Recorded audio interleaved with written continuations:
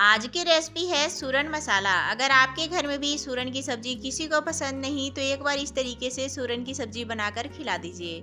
बनाना तो बहुत आसान है, खाने में बहुत ज़्यादा स्वादिष्ट लगते हैं। इसे बनाने के लिए 300 ग्राम सूरन को हमें कट करना है, इसे सॉफ्ट होने तक पकाना है। पानी में नमक भी डाल दीजिएगा जिससे काफ़ी जल्दी सूरन पक जाते हैं।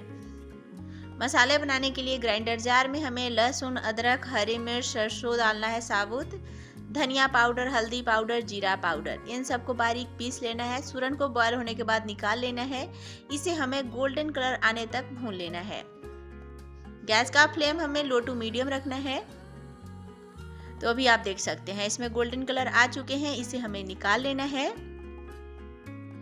और वापस हमें थोड़ा तेल डाल देना है। जीरा, लाल मिर्च, सरसों के दाने, सरसों को क्रैक्स होने के बाद मसाले डालना है।